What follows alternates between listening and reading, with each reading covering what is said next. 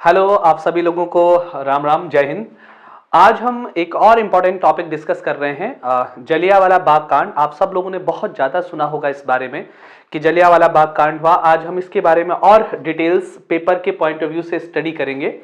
तो जलियांवाला बाग कांड जो हुआ, पंजाब के अमृतसर में ये जगह लोकेटेड है।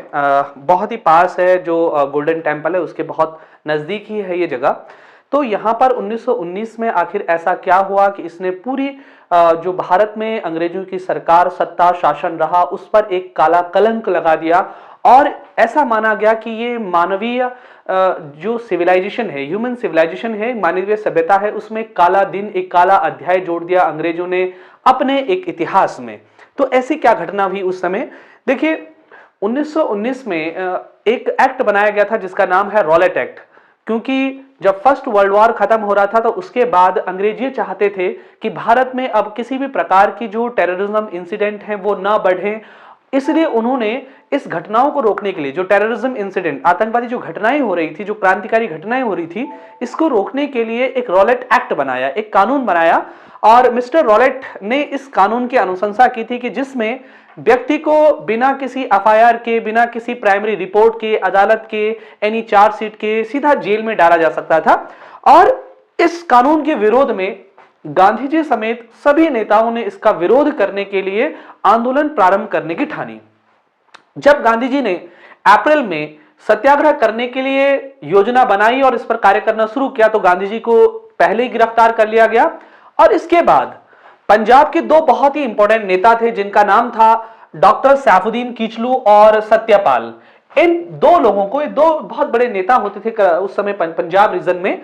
तो इनको 10 अप्रैल 1919 को गिरफ्तार कर लिया गया ब्रिटिश सरकार के द्वारा।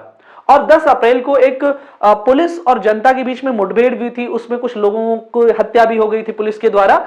और जब इन दोनों नेताओं को गिरफ्तार कर लिया गया तब अपने नेताओं की गिरफ्तारी के संबंध में 13 अप्रैल को जलियांवाला बाग में एक क्या बुलाई गई, एक सभा का आयोजन किया गया कि अब आगे हमें किस प्रकार से अपने नेताओं का सपोर्ट करना है, रॉलेट एक्ट का विरोध करना है और आंदोलन की रूपरेखा किस प्रकार से होगी। इस सब पर बैसाखी के दिन 13 तारीख को क्या बुलाया गया, एक सम्मेलन बुलाया गया जलियांवाला बाग में। जैसे ही इस बात की खबर उस समय जो वहां के पुलिस कमिश्नर थे उनको पहुंचती है, जिनका नाम था जनरल डायर। देखिए, यहां पर एक व्यक्ति आपको दिखना होगा, जनरल डायर, और दूसरा व्यक्ति यहां पर दिख रहा है आपको, माइकल ओ डायर। देखिए, दो पर्सनालिटी आप बहुत ही इंपॉर्टेंट तरीके से याद रखेंगे, माइकल ओ डायर और जनरल ओ डायर। इन दोनों ही व्यक्तियों को आप बहुत अच्छे से देख लीजिए, ठीक है ना।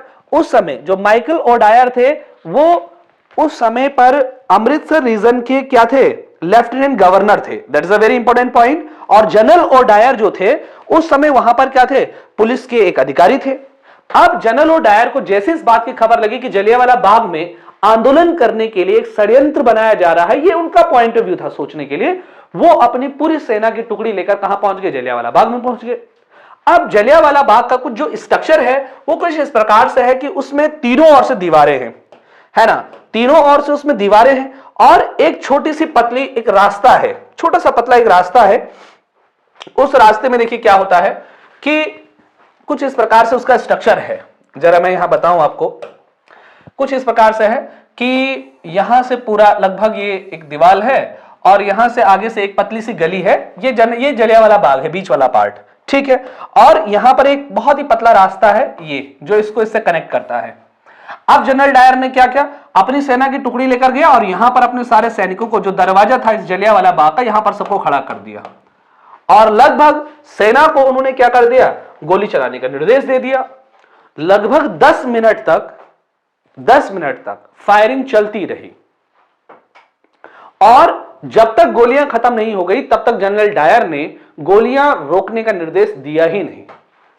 और इस हत्याकांड में कई सारे लोगों की हत्याएं हो गई।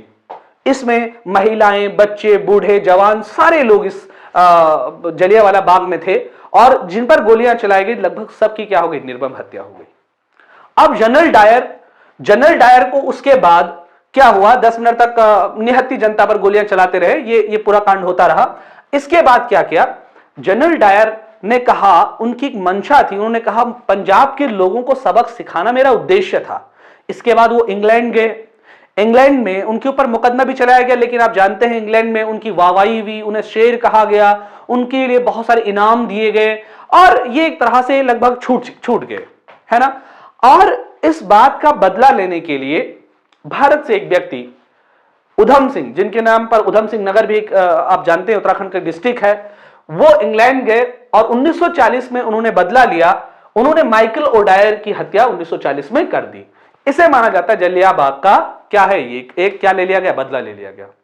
इस हत्याकांड में सरकारी रिपोर्ट में तो बहुत ही लीपापोती हुई, क्योंकि इस हत्याकांड की जांच के लिए इस कांड के बाद एक कमेटी बनाई गई जिसका नाम है हंटर कमीशन। बहुत बार एग्जाम में पूछा गया है। और हंटर कमीशन में कितने मेंबर थे, उसकी रिपोर्ट क्या थी, इस पर हम एक अलग से वीडियो भी बनाएंगे। और इस रिपोर्ट ने यानी इस कमीशन ने जनरल डायर को कहा ये बेकसूर हैं एकदम, और इनको छोड़ दिया गया, यानी क्लीन चिट दे दी गई हंटर कमीशन के द्वारा। जब कांग्रेस इससे सेटिस्फाई नहीं हुई तब कांग्रेस ने भी एक अपनी कमेटी बनाई, तहकीकात कमेटी, मदन मोहन मालवीय की अध्यक्षता में। उस कमेटी में कौन कौन लोग थे, और उस कमेटी ने जनरल डायर को कंप्लीटली कल्पेबल बनाया, दोषी बनाया कि इन्होंने ही एक गलत काम किया। इस पर मैं एक अलग से वीडियो भी बनाऊंगा, हंटर कमीशन पे और कांग्रेस के द्वारा बनाई गई एक तहकीकात कमेटी पे, इन दोनों पर मैं एक नया वीडियो भी बनाऊंगा बहुत जल्दी।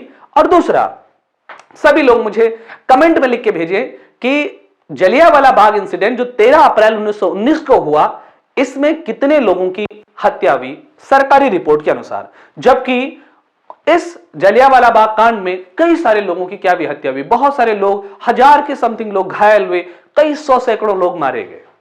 ठीक है, तो इस वीडियो में हमने देखा जलियांवाला बाग कांड क्यों हुआ, कैसे हुआ और कौन इसके दोषी हैं, है ना। तो आप देख लीजिए, जनरल डायर और ओडायर, इनमें से दोनों में से मुख्य दोषी आरोपी कौन है, जनरल डायर। और वहां के लेफ्टिनेंट गवर्नर जो थे, वो ऐसा माना जाता है कि एक तरह से उनकी सहमति भी थी इसके लिए, जनरल डायर के लिए, लेकिन जनरल डायर ने कहा कि यह उनका अपनी मर्जी से किया गया कार्य था, क्योंकि उनका एक गोल ही था कि पंजाब की जनता को सबक सिखाना, क्योंकि पंजाब की जनता राष्ट्रीय आंदोलन में बहुत बढ़ चढ़कर भाग लेती है।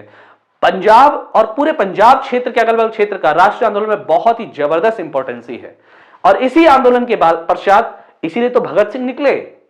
भगत सिंह उस मिट्टी को अपने माथे से लगाते हैं और राष्ट्रीय आंदोलन को एक नई दिशा देते हैं। और आप जानते हैं भगत सिंह आज भी हमारे दिलों में बसते हैं। ठीक है, चलिए, धन्यवाद, इतना ही।